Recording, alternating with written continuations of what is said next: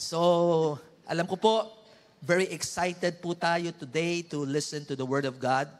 Na napapakinggan po natin yung ilan po sa mga outreach pastors po natin para lalo po natin silang makilala at makarinig po ng mensahe po ng Panginoon, even their testimonies of what the Lord is doing in the ministry that we are praying for every day, and even po yung pong mismong ginagawa po nila doon na wala man po tayo doon, at least po sa kanila po mga pagpapahayag ng message, parang nandoon na rin po tayo.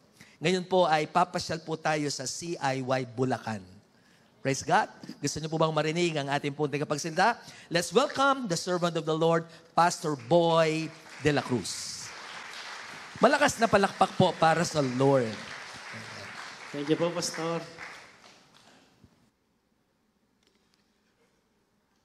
Praise God. Salamat po sa opportunity na tayo po ay makatayo sa inyong harapan para maibahagi po ang salita ng ating Panginoon. At agad po tayong dadako sa salita ng ating Panginoon, pero bago po yun, tayo po muna ay manalangin. Father, in the name of Jesus, we just open our mind and our hearts, Lord Jesus, to receive from you. Nakahanda po kami, Panginoon, sa mga gagawin mo sa aming buhay. Salamat po, O Diyos, sa pribilehiyo. Dahil sa iyong biyaya, kami nakakatayo, Panginoon. Kami mga abang instrumento mo lamang, Panginoon. Salamat po, O Diyos, amin pong inaangkin ang katagumpayan sa gabi pong ito. Patuloy lang po namin bubuksan ang aming mga puso sa mga panibagong kapahayagan na nanggagaling lamang sa inyo. Salamat po, aming Panginoon. Ito po ang aming dalangin sa pangalan ni Jesus. Lahat po tayo magsabi ng Amen and Amen. Praise the Lord. Sige po, isa pang malakas na palakpak kay Jesus. Ang ating pong verse ay dito po sa Hebrews chapter 12, verse 1 and verse 2. Ang sabi po dito sa New King James Version, therefore, we also, since we are surrounded by so great a cloud of witnesses, let us lay aside every weight and the sin which so easily ensnares us, and let us run with endurance the race that is set before us. Looking unto Jesus, the author and the finisher of our faith, who for the joy that was set before him endured the cross, despising the shame, and has sat down at the right hand of the throne of God. Pinagpala po ng Diyos ang kanyang mga salita. Sa ang lumang salin Biblia, sabi niya dito sa may verse 1, kaya't yamang napapalibutan tayo ng gayon kakapal na bilang ng mga saksi, itabi natin ang bawat pabigat at ang pagkakasalang madaling bumibitag sa atin. At tumakbo tayong may pagtitiis sa takbuhing inilagay sa harapan natin. Ang ating pong pag-uusapan ngayon is about overweight ka ba? Tingnan mo nga yung katabi mo, baka overweight na po yan.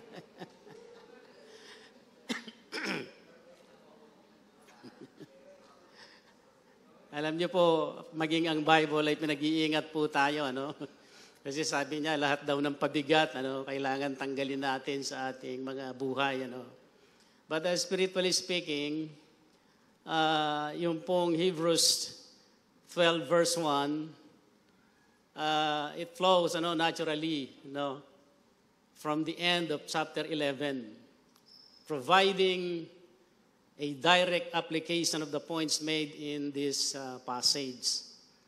Kasi po yung mga tinutukoy po dyan a great cloud of witnesses, sila po yung mga heroes of faith doon sa chapter 11. Kung paanong sila ay nagtagumpay. Sila Abraham, sila Moses, sila Jacob, Joseph, and many others, heroes of faith. At ang iba sa kanila ay ang pangako ng Diyos ay hindi man natupad sa kanilang kapanahunan. Pero may pangako ang Diyos. Kasi sabi niya doon sa last part ng Hebrews chapter 11, kasi yung iba sa kanila, nilagari, yung mga sufferings po nila, pinugutan ng ulo, ang iba ay pinakain sa leyon. So ganoon ang kanilang dinanas. At ang sabi doon sa last part, mga verses doon sa chapter 11, hindi nila nakamtan ang pangako ng Diyos sa kanilang kapanahunan. Dahil mayroong mas lalong higit na panukala ang Diyos. Ang tayo ay makapiling nila upang sila ay maging ganap, sabi doon. So yung pagiging ganap pala nila kapag tayo na nabubuhay sa kasalukuyan ay nagtatagumpay sa mga labanan ng buhay. Amen? Maraming mga trials, maraming mga persecutions. Pero alam po ninyo, without the guidance of the Lord, we cannot make it. We cannot survive. Especially sa mga panahon pong ito na talagang maraming mga kinakaharap na mga sitwasyon na nagpapabigat sa ating mga buhay. So kung minsan, maging sa financial na aspeto ng buhay, yung mga electric bill, yung mga internet bill, yung mga water bill na yan. So pati na yung mga bill, Talagang parang ang hirap makasulong. So, napakahalaga mga magulang ko at kapatid na tayo ay magtagumpay sa buhay. Kaya tanggalin natin yung mga pabigat na ito. Now, what should we do with this awesome information? Unang-una, lay aside every weight. Let us lay aside every weight. So, ang daming mga nagpapabigat sa atin. Yung mga bagay na hindi natin nakikita kung minsan, yun yung mga nagpapabigat sa ating pagsulong sa ating spiritual na buhay. Yung mga hinanakit na lang, Yung mga sama ng loob. Yung mga galit at puot na yan. So yan, dapat iwinawaksin na po natin yan, hindi po ba? Magkakamag-anak po yan Yung inggit, Actually, yung inggit, nakakalason po yan. So kung ikaw ay Kristiyano at mayroon ka pang ganitong damdamin, siguro i-check mo yung sarili mo. Kasi isa yan sa lumalason sa ating spiritual na pamumuhay. Kasi kung ikaw ay Kristiyano, dapat kung mayroong umaasenso yung kapatid, mayroon dapat unang-unang natutuwa kung hindi ikaw. Amen? Hindi tayo dapat naiinggit. Punong-puno tayo dapat ng pagpapatawad. Hindi tayo dapat naghihiganti kapag tayo ay sinasaktan. Dahil yan ang katangian ng ating Panginoong Yesus. So ito yung mga bagay na nagpapabagal sa ating pagtakbong espiritual. Now, napakahalaga mga magulang ko at kapatid na maunawaan natin itong mga bagay na ito patungkol sa mga nagpapabagal sa atin. Nasabi ng Hebrews 4, verse 15, kasi hindi nalilingid sa Diyos, Hindi nalilingid sa Diyos yung ating mga pinagdadaanan. Kaya sabi niya dito sa Hebrews 4:15-16, ang sabi niya sa magandang balita, Biblia, ang ating pinakapunong paring ito ay nakakaunawa sa ating mga kahinaan. Sapagkat tulad natin, tinukso siya sa lahat ng paraan. Subalit kailanmay hindi siya nagkasala. Kaya't huwag tayong mag-atubiling lumapit sa trono ng mahabaging Diyos upang makamtan natin ang habag at pagpapala na tutulong sa atin sa panahon ng ating pangangailangan. So si Lord, alam niya yung ating damdamin. Alam niya yung ating mga pinagdadaanan. Wala naman bagay na hindi lingid sa Kanya. Kaya kung tayo ay, ano man ang sitwasyon natin ngayon, hindi ko alam, mga personal po ninyong pinagdadaanan. Ang mga problema, ang mga pagsubok, dadaan lang yan. sa buhay. Ang problema kung bakit nagtatagal sa buhay natin, tinatambayan natin. Sabihin mo sa iyong katabi, bawal ang tambay. Dadaan lang po yan. Naniniwala po ba kayo na lahat ng problema may solusyon? Lahat ng problema may solusyon. Pero bakit kung minsan may mga Kristiyano na, pastor, wala na yata solusyon itong problema kong ito. Pero naniniwala ka na may solusyon ng problema. Ngayon, kung hindi ka naniniwala na ang problema pinagdadaanan mo ay walang solusyon, hindi problema yan. Kaya napakahalaga na unawain natin kung ano yung sinasabi ng salita ng ating Panginoon. Ang sabi ng Proverbs sa Kawikaan 12:25, nagpapabigat sa puso ng tao ang pagkabalisa, ngunit ang mabuting salita ay nagpapasaya sa kanya. Kaya tayo, nagiging maingat tayo, no? Hindi tayo kaagad nagbibitaw ng mga pabirong salita. Lalo na sa ating kapatid sa ating Panginoon, hindi natin alam, mayroon pala talagang pinagdadaanan yan. Tapos, pabiro ka pang nagsalita sa kanya. Kaya kung minsan, imbes na ma-encourage mo siya, na mapalakas, lalo pa siyang natisod sa iyo. Kaya napakahalaga yung mga binibitawan nating mga salita. Kaya sabi niya, nagpapabigat sa puso ng tao ang pagkabalisa. Ngunit ang mabuting salita ay nagpapasaya sa kanya. 55:22 ng awit. Iatang mo ang iyong pasan sa Panginoon at kanyang aalalayan ka. Hindi niya pinahihintulutang makilos kailanman ng awit. Sa God's Word Translation, ang sabi niya, turn your burdens over to the Lord and He will take care of you. He will never let the righteous person stumble. So lahat ng ating mga kabigatan sa buhay, ang Diyos nangangako siya ng tulong. Kasi we are not created to carry all the burdens of this world. May mga bigatin tayo, kaya nga may mga kapatiran, Sinasabi ng Bible, sinasabi ng kanyang mga salita na tayo ay magpalakasan sa isa't isa. So si Lord, ganun din siya.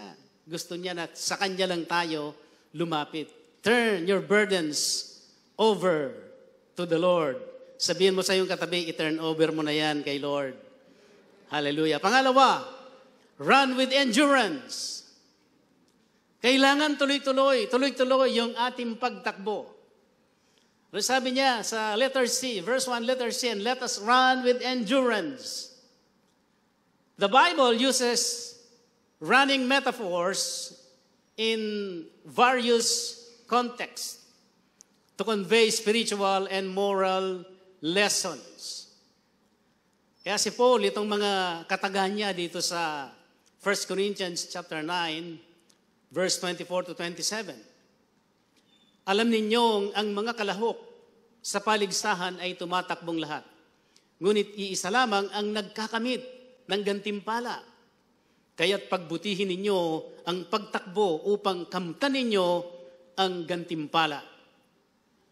Verse 25. Lahat ng manlalarong nagsasanay ay may disiplina sa lahat ng bagay upang magkamit ng isang gantimpalang panandalian lamang.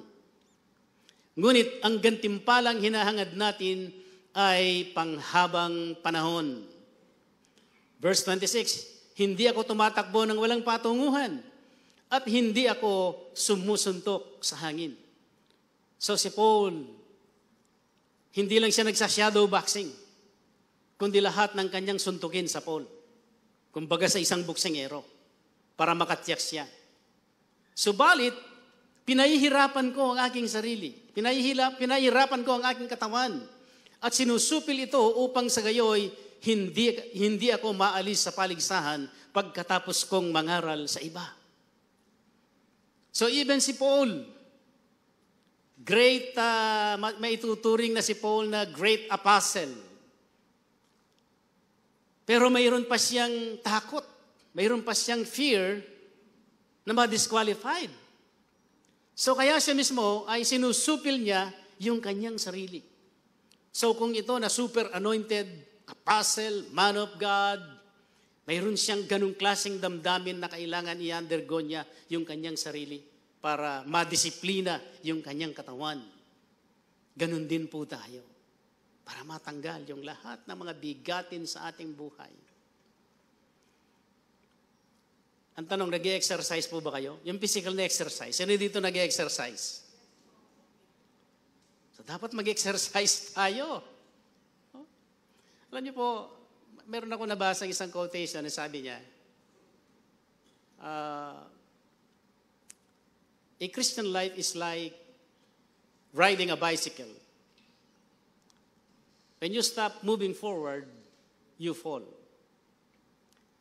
Maging sa ating spiritual, hindi tayo pwedeng magpabaya. Hindi tayo pwedeng huminto. Kailangan tuloy-tuloy yung ating pagtakbo, yung ating laban sa buhay. Tuloy-tuloy. Isang pahinga mo lang, maaari ka nang maging biktima ng kaaway. Amen? Kaya we need to run with endurance.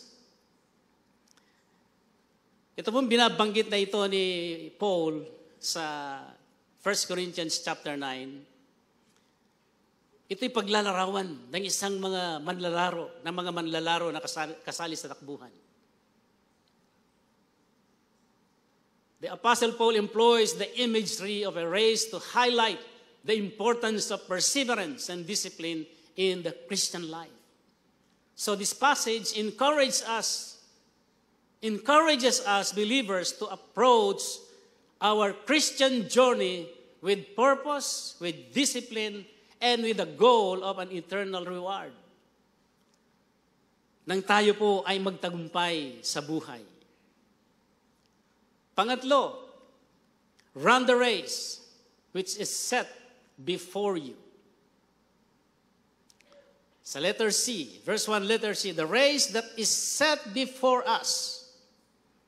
In Psalms 119, verse 32, sa the Passion, sabi niya, I will run after you with delight in my heart, for you will make me obedient to your instructions. Tayo po haharap minsan isang araw sa ating Panginoon. Nawa pagharap natin sa ating Panginoon, sasabihin sa atin ng Lord, well done, good and faithful servant. Yung bang tatakbo tayo, tapos pagdating doon sa finish line, yayakapin ka ng Panginoon. Minsan ini-imagine ko po yun eh. Yung darating ang isang araw, natapos mo yung takbuhin mo, and then yayakapin ka ng Panginoon. Pero kailangan nagtatagumpay tayo sa buhay. Kailangan napapangiti natin ang ating Panginoon. Kailangan napapalakpak ang Panginoon doon sa ating pagtakbo. Have you noticed in the Bible na si Lord, palagi siyang nakaupo sa kanan, trono ng Ama. Pero doon sa Book of Acts, chapter 7 yata yun, yung senaryo na si Stephen ay pinagbabato dahil sa kanyang pangangaral ng salita ng Diyos. Nung si Stephen ay pinagbabato hanggang sa mamatay, pero bago siya malagutan ng hininga, ang sabi niya, Panginoon, huwag niyo na po silang papanagutin sa ginawa nilang ito sa akin. Si Lord, kung mapapansin niyo po doon, bigla siyang napatayo. Na usually, the Lord was seated at the right hand of the Father. Pero doon bigla siyang napatayo. Ibig sabihin, ang mga anak ng Diyos, kapag sila ay nagtatagumpay sa mga takbuhin ng buhay, napapatayo, napapalakpak ang ating Panginoon. Amen. Hallelujah. Sige po, palakpakan natin ang ating Panginoon. Hallelujah. Kaya natin. Sabihin mo sa iyong katabi, kaya natin. Philippians 3:14, I press on to reach the end of the race and receive the heavenly prize for which God, through Christ Jesus, is calling us. I press on. Kung minsan ay sa ating pagtakbo, minsan pinipiga talaga tayo. May mga panahon na darating tayo dun sa mga ganun. Kagaya nila Paul, no? Sumunod na si Paul pero binagyo pa siya. Nung sumakay sila ng barko, nabagbag yung barko, nawasak. Sino sa inyo sumunod na nga sa Panginoon ay binabagyo pa siya? Minsan nangyayari po talaga yan, ano? Minsan parang hindi natin maintindihan ang ating Panginoon. Na para bang umiiwas tayo sa mga trials and persecutions. What if yung trials and persecutions na pinagdadaanan mo sa buhay, yun pala yung magiging daan doon sa success ng iyong buhay. That's why itong mga talatang ito, I press on to reach the end of the race and receive the heavenly prize which God, through Christ Jesus, is calling us. Now, what are the possibilities that slows us down? Ano ba yung mga posibilidad na pwede tayong bumagal sa ating pagtakbo? Unang-una dyan, yung tinatawag na partial submission. Kasi ang nagiging problema natin, aside from partial obedience, yung partial submission, nagpapabagal sa ating buhay. We need to give Him all the keys. Doon sa mga rooms, kasi especially po yung ating puso, yung ating pagkatao. May mga compartment po yan na kung minsan doon sa mga compartments na yon, mayroon tayong sinasara na hindi natin binubuksan sa ating Panginoon. So we need to give Him all the keys to all that rooms, not just the living room, but living a life of partial submission will just hinder the spiritual growth and process. So, we need to stop compartmentalizing. Kasi ang daming compartment eh. Yung ating puso, doon sa compartment na yun, ang dami nun eh. Parang kodra-kodrado yun. Tapos may nakasulat doon, giving. May nakasulat doon, submission. Papaano yung pagsunod natin doon sa mga compartment na yun? Bukas ba lahat yun sa ating Panginoon? Another thing, yung lack of commitment and inconsistency. Ang Lord nag-commit na sa atin, minahal tayo ng ating Panginoon. Binigay niya yung kanyang buhay doon sa cross, hanggang sa kamatayan sa cross. God is committed to loving you and me. And He consistently wake you up every morning. Hindi ba blessing yon? Yung araw-araw, gising tayo. Sabihin mo nga sa iyong katabi, every gising is a blessing. That's a huge blessing actually. Kasi buhay pa tayo, may hininga pa tayo, mayroon pa tayong pagkakataon na makapaglingkod, mayroon pa tayong pagkakataon na mayakap yung ating mahal sa buhay, mahagkan yung ating mga anak. Pero kung minsan yung mga maliliit na bagay, nakakaligtaan natin na pasalamatan ng ating Panginoon. So we need to be committed and show up consistently. Another thing is the indifference to the things of God. Indifference. Ano ba yung ibig natin sabihin dito? Yung bang parang hindi ka na namamangha dun sa pagkilos ng Diyos sa iyong buhay. Dati-rati nung in love ka kay Lord, no? Ang first time mong magsuko ng buhay, konting bagay lang, talagang na-amaze ka kay Lord. Pero ngayon, hindi mo na nararamdaman yon. Sometimes we become so familiar with the things of God that we no longer see the beauty in them. maging dun sa mga maliliit na bagay, hindi na natin napapasalamatan ang ating Panginoon. We don't have that motivation, no? Wala na tayong motivation. Parang hindi na nagbo-blow yung mind mo doon sa mga bagay na, wow, galing ni Lord. Dati binabanggit mo yun, pero ngayon hindi mo na mabanggit sa iyong buhay. So we need to check ourselves. Another thing is the fear of growth. Bakit? Kasi umiiwas ka sa responsibility. Tandaan natin ito, to grow, one has to leave one's comfort zone. Let us set aside and let go of those old patterns and doing something new. Pero kung minsan, takot tayo. Kaya hindi na tayo dumadaan sa mga process of training, process of discipleship. Bakit? Kasi takot ka sa responsibility. Kasi nga naman, pag nag-grow ka, pag pinag-lead ka sa prayer, sa opening prayer, ang galing ni brother, ang galing ni sister. Ngayon ko lang narinig yung boses niya. Pwede kang pastor. Minsan takot tayo dun sa ganon. Baka mahalata. Ayoko na lang. Mas pipiliin ko na lang na wag na ako mag-grow. So yun yung mga bagay na nagpapabagal sa atin. Let us lay aside. No? And other relationship, yan yung mga nagpapabagal sa atin. Tandaan natin, the Bible says in 1 Corinthians 15:33, beware of bad company, because bad company corrupts good character. Yung mga impluensya ng sanlibutan.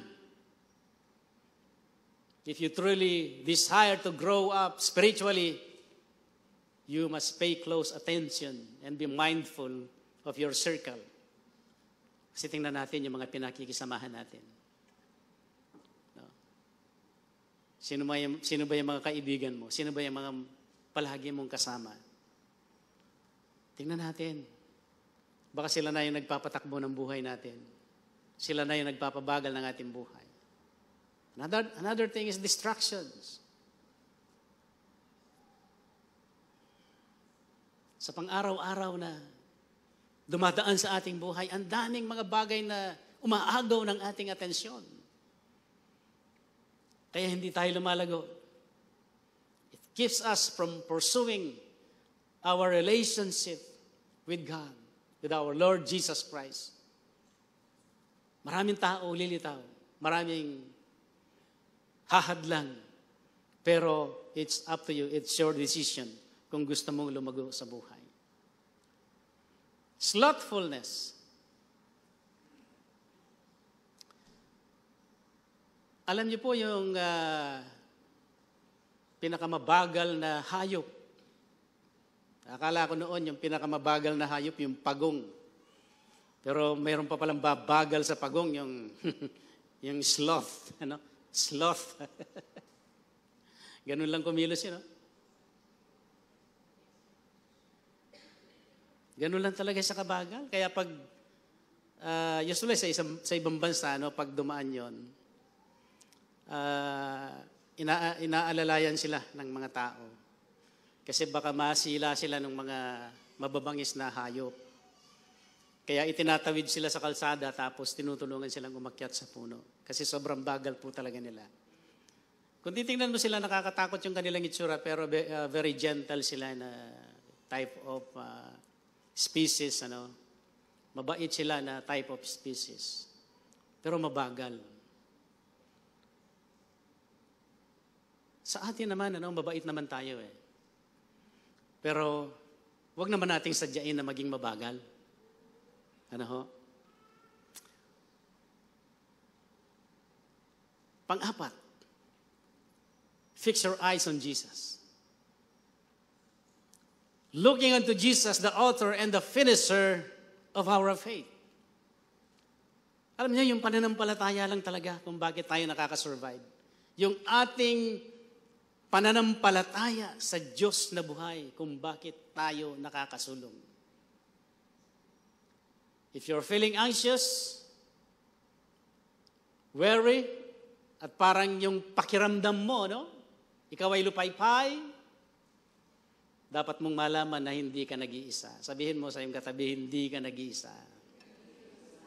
Sabi nga dyan, after all, life is not all sunshines and rainbows. There are the occasional droughts and storms. May mga tagtuyo rin naman. May mga bagyo rin naman na darating sa ating buhay. Pero dun sa mga bagyo na yon, dun magpaparanas ang ating Panginoon. 1 Peter chapter 1 verse 6, dahil dito dapat kayong magalak sa kabila ng iba't ibang pagsubok. Dahil ang mga pagsubok na ito'y panandalian lang at dapat ninyong maranasan. So dapat daw natin itong maranasan. Kasi ang buhay na walang kwento ay isang buhay na walang kwenta. Kami po ng mga lingkod po ninyo, ng mga abang lingkod po ninyo ay tinawag kami ng Panginoon sa ministeryo pong ito. At idinadalangin namin sa Panginoon na magtagumpay tayo sa labanan. Kasi hindi nawawala ang labanan. Minsan nga sa aking pagtuturo, noon pa, bago po kami masend ng Bulacan, bago po kasi kami nasend ng Bulacan, ay na-release po yung bagong sasakyan po namin. And then doon sa isa sa mga tinuturuan ko pong young people noon doon sa Magalang, ang sarap ng buhay ng mga pastor, no? Ganda ng buhay nila. So akala nila ganun lang, ganun lang. Ano? Pero sa likod noon, may mga pinagdaanan na kung ikikwento ko po sa inyo, kung magkikwento lang kami ng mga pastor sa inyo, hindi ko lang alam kung hindi kayo hahagulgul. Minsan, nung last 2 Wednesday ago, hindi na ako nakapag-share dun sa care group ko dun sa Magalang. Nagkwento na lang ako ng kasaysayan. Hindi ko po mapigilan ang umiyak. Sa tuwing naaalala ko yung kabutihan ng Panginoon. Opo. Kasi naglilingkod po tayo hindi sa pera. Hindi sa kung ano ang iyong makukuha. Actually, bago po ako tinawag ng Panginoon, maganda naman po yung aking trabaho. Dahil may sarili po akong negosyo noon. Pero kung titingnan ng mga tao sa sanlibutan, siguro parang nasisiraan na yata ako ng ulo. Bakit ipinagpapalit mo yung paglilingkod sa Panginoon kung wala naman palang pera dyan? Kaso po yung dandamin ko, ganun Yung dandamin ko, yung pag talagang sobrang na-in love ka kay Lord. Pag na-in love ka kasi kay Lord, hindi usapin yung material na bagay Yes, dumaan kami. Dumaan kami doon sa mga bako-bakong landas ng buhay. Tiis lang.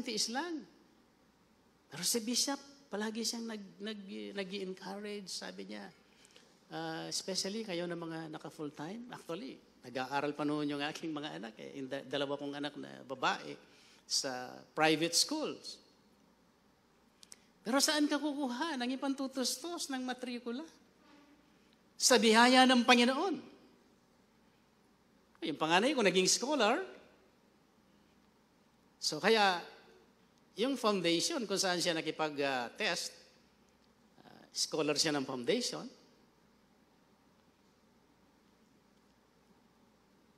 So kapag nare-recall ko yung kabutihan ng Panginoon, hindi pwedeng hindi ako mapaiyak. Kaya ko lang naikwento yun dahil pag nakikita pala kami ngayon na mga pastors na tumatayo, na ganito ang buhay namin, may sasakyan. So akala nila ganun lang. Hindi nila alam yung pinagdaanan. Alam niyo po, yung mga sundalo, bilib ako dun sa mga sundalo. Nakikita mo yan, naka-uniforme. Pero pag naghubad ng damit yan, ang daming peklat. Yun ay simbolo ng mga labanan nila sa buhay.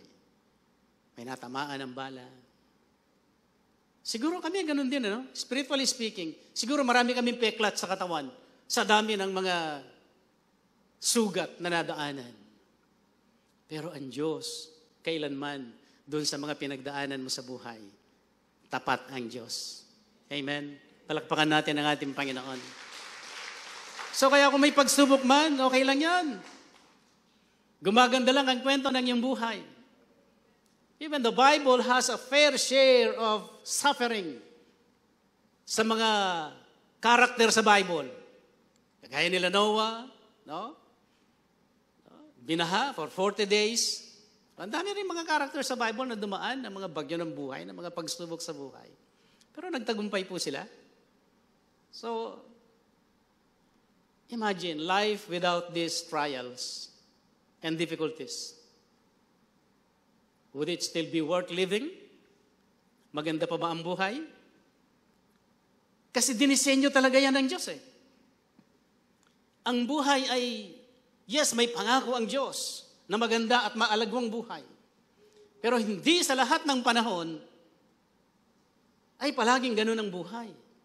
May panahon na dadaan ka talaga doon sa mga bagay na yon for you to realize na doon sa panahon na pagdadaanan mo, mayroong Diyos na siya lang ang lalapitan mo at wala nang iba. Hindi natin pwedeng ipagmalaki yung ating taglay na lakas. Our own strength is nothing compared to God. Probably hindi natin may enjoy yung buhay. Kung sa pasimula ng yung buhay, palaging heaven.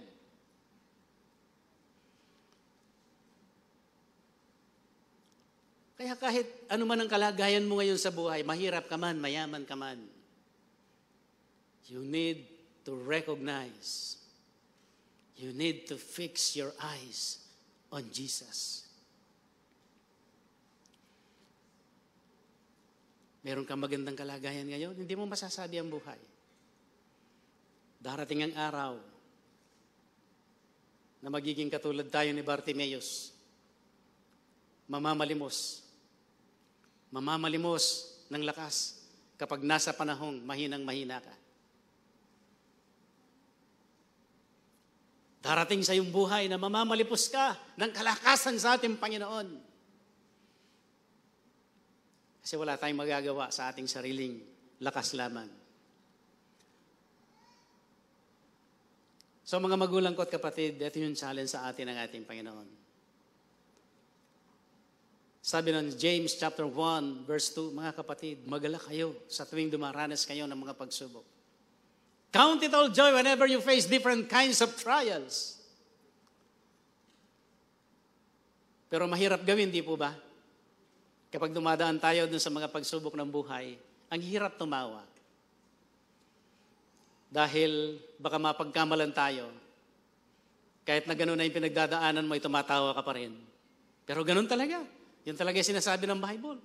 Kapag dumadaan tayo sa mga pagsubok ng buhay, magalak. Kasi yun nasabi ng Bible. Bakit? Kasi sapagkat alam ninyong nagdudulot ito ng katatagan sa inyong pananampalataya.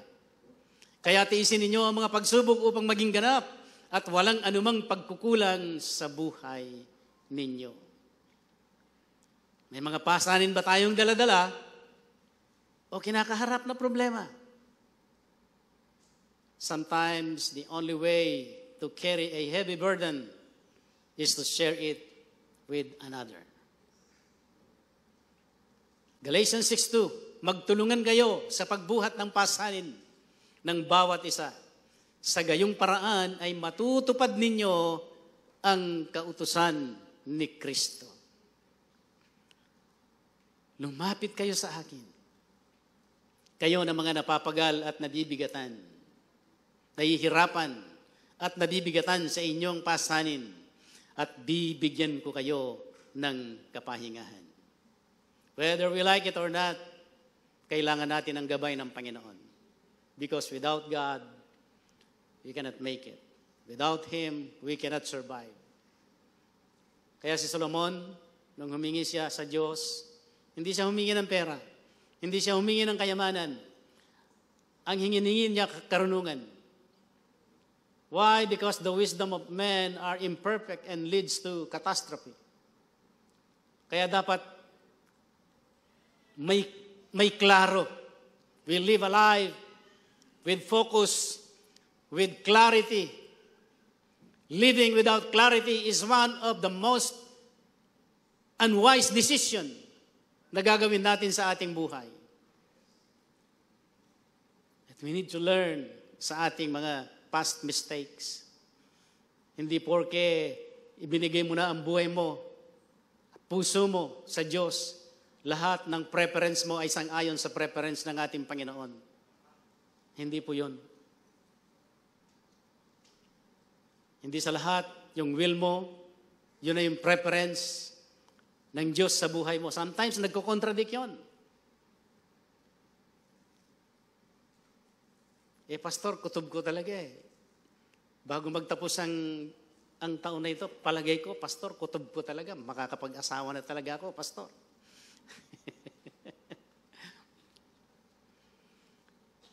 Sa kingdom kasi ng ating Panginoon, hindi naman kutob-kutob eh. Ang tinitingnan natin dyan, yung track record ng ating Panginoon. Kung papaano siya tumutupad sa kanyang mga pangako. That's why the Bible says, trust in the Lord with all your heart and lean not on your own understanding. In all your ways, acknowledge Him, and He shall direct your path. Kasi sa Bible, palaging baliktad yan eh. Di ba? Kung gusto mong tumaas, bumaba ka muna. Yan ang sabi ng Bible eh. No? Mga paradoxical statement minsan, no? Kung gusto mong yumaman, magbigay ka. Yan ang sinasabi ng Bible. Pero sa mundo, hindi. Kung gusto mong yumaman, no? Kumabig ka. Kung gusto mong magkaroon, kumuha ka. Yan ang mundo. Pero sa Diyos, hindi ganoon. Baliktad. Kung gusto mong yumaman, magbigay ka. Kung gusto mong maging dakila, maging aba ka muna. So yun po yung tinuturo sa atin ng salita ng ating Panginoon. Mga magulang ko at kapatid, napakahalaga na sa ating buhay, let us, yung magkaroon tayo ng pagninilay-nilay sa gabi mong ito. Meron tayong aawitin pero luma ng awitin ito. Pero bago po natin awitin ito, let me tell you a story. True story po ito. Let me recall this story.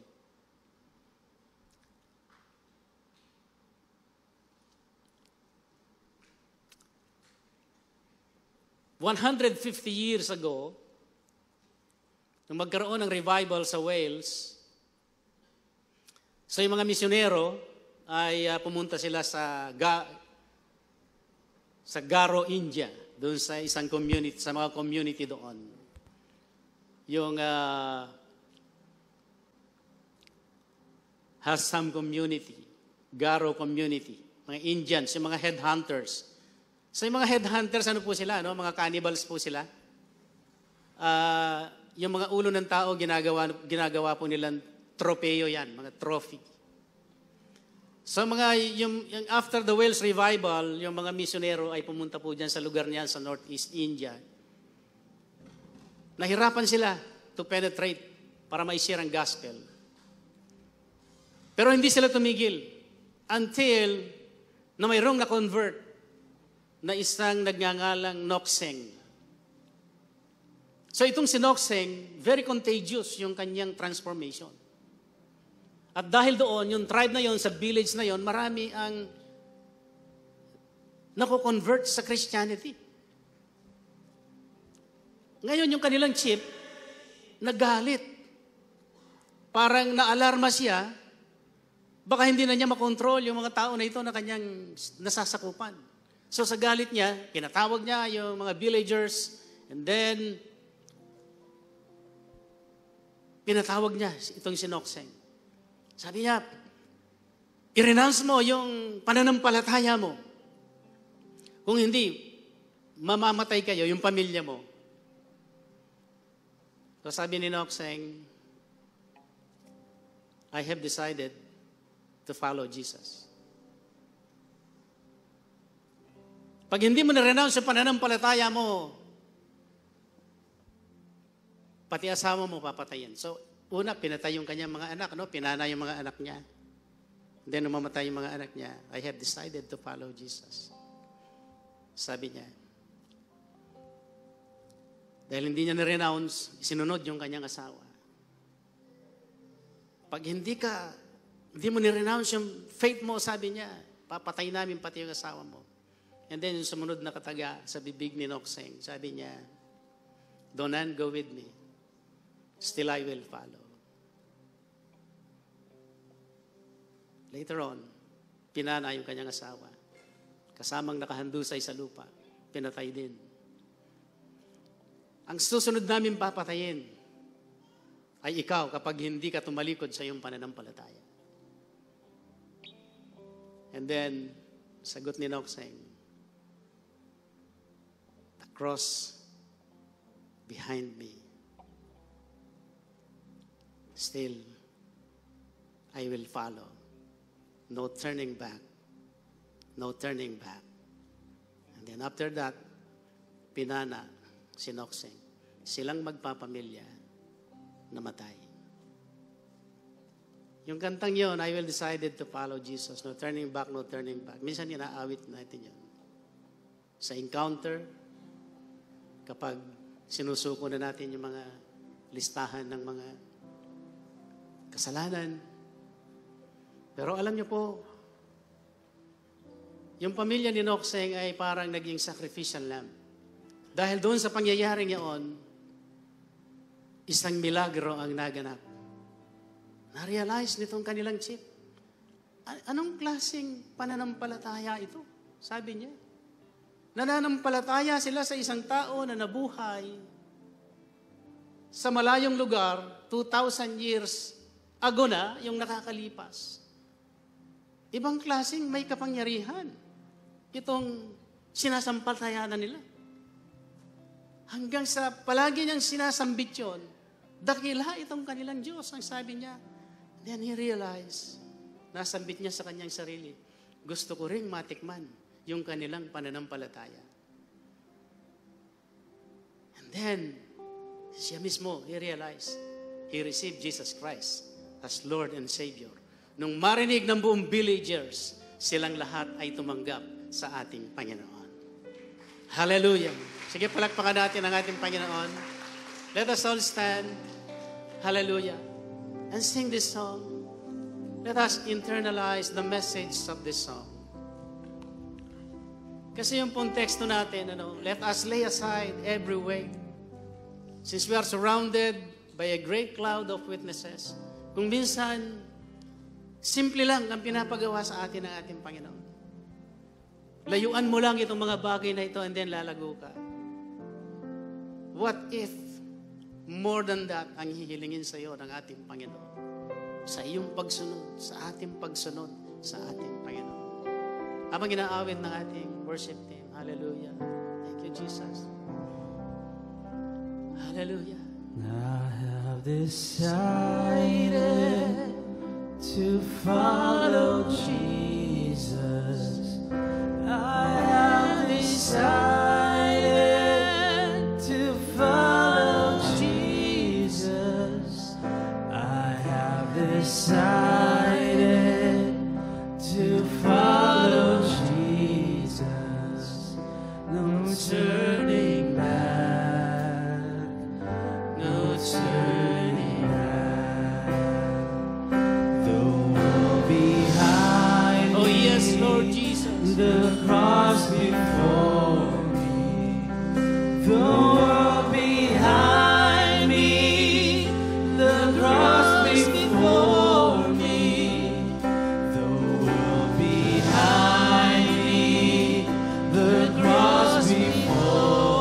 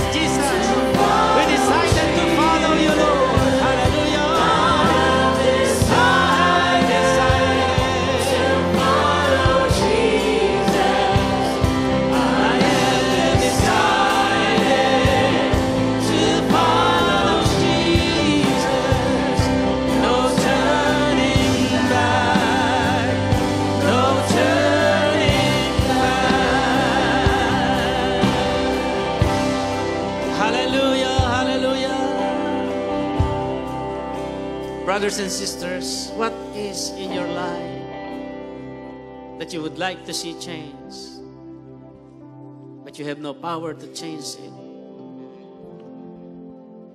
Jesus is enough for us. Hallelujah.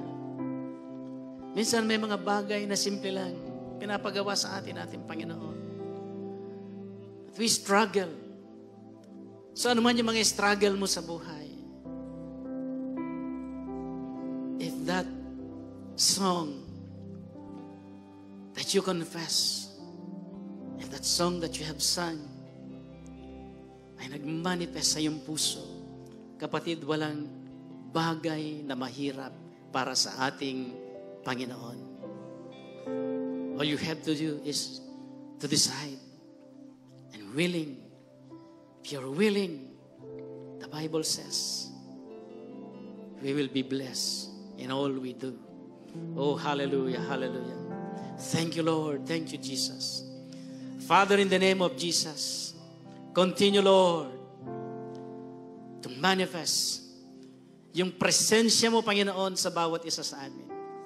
May mga struggles man kami sa buhay, subalit kami na nagtitiwala sa iyo, Panginoon. Alam po namin, Panginoon, na makakayanan po namin ang lahat ng bagay. Oh, thank you, Lord. Thank you, Jesus. To you alone, all glory, honor, and praises. This is our prayer in the mighty name of our Lord Jesus Christ. And everyone will say, Amen and Amen. Praise the Lord.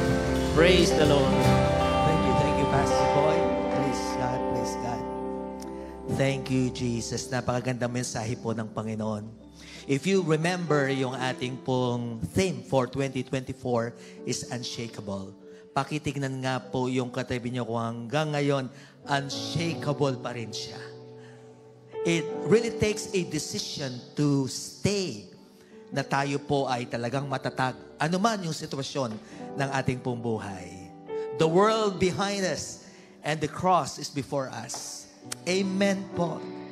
Grabe ang ginawa ng Panginoon. Kaya kapag sa Kanya po tayo nakatingin, tiyak na magtatagumpay tayo at hindi po tayo malulupaypay. Pakitas po ang ating mga kamay and receive the blessing of the Lord. God bless you. God keep you. God makes His face to shine upon you and be gracious unto you. God bless you with His shalom. God bless you with His love surrounding us every day. And God bless you with His joy that gives us strength. In the name of the Father, and of the Son, and of the Holy Spirit. Ang lahat po'y magsabi ng Amen, Amen. God bless us all. Pumakulihan po tayo sa pangalan ng ating pong Panginoon. Hallelujah.